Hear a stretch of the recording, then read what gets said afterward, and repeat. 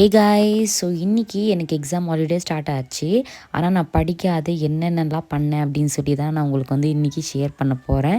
அந்த படிப்பை விட்டுட்டு என்னென்னலாம் நான் பண்ணேன் அப்படின்றது தான் இங்கே வந்து ஹைலைட்டு. ஸோ ஃபர்ஸ்ட்லி ஃப்ரெஷ்ஷப்பெல்லாம் ஹைட்டு டேடிக்கிட்ட தண்ணி வச்சுட்டு ப்ரேயரும் பண்ணிட்டேன். ஸோ இது வந்து நார்மலாக நடக்கிறது தான்.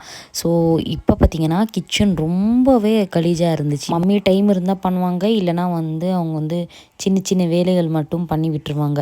ஸோ எனக்கு வந்து ரொம்ப நீட்டாக இருக்கணும். அந்தந்த பொருள் வந்து அந்தந்த இடத்துல வந்து வச்சா தான் எனக்கு வந்து பார்க்குறதுக்கு இல்லை செய்கிறதுக்குமே வந்து தோணும். ஸோ பார்த்திங்கன்னா பாத்திரம்லாம் இருந்துச்சு, கொஞ்சம் வந்து கழுவி வச்சுட்டேன். ஸோ சின்ன சின்ன பாத்திரங்கள் வந்து அடுக்கி வச்சுட்டேன் நானுமே. சரின்னு சொல்லிட்டு இதெல்லாம் வந்து பிளேட்ஸ் எல்லாம் நிறைய இருந்துச்சு. ஸோ இதெல்லாம் வந்து டேடி பிளேட்ஸ் தான்.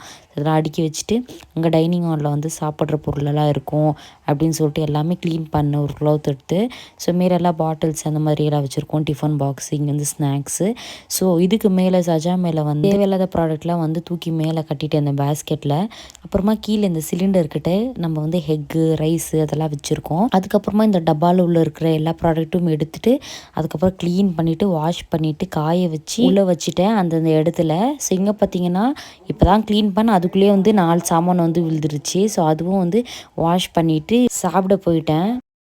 காய்ஸ், மம்மி வந்து ஷாப்பிங் போயிருந்தாங்க. அப்போ இந்த கெல்லாக்ஸ் பேக் வாங்கிட்டு வந்தாங்க. ரொம்ப நாள் ஆச்சு சாப்பிட்டு.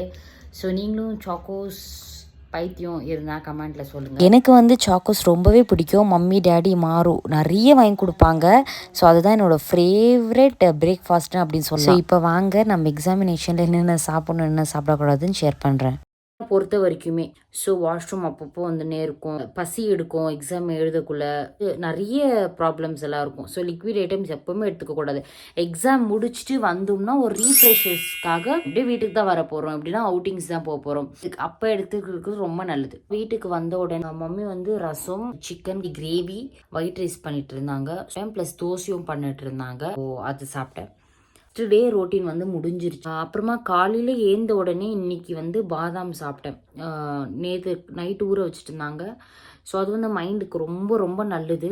ஸ்டூடெண்ட்ஸ் எல்லாம் வந்து எடுத்துக்கிறதுக்கு ரொம்ப ரொம்ப நல்லது. இன்னும் சாப்பிடல, ஆஃப்டர்நூன் ஆயிடுச்சு. ஸோ சாப்பிடலாமா?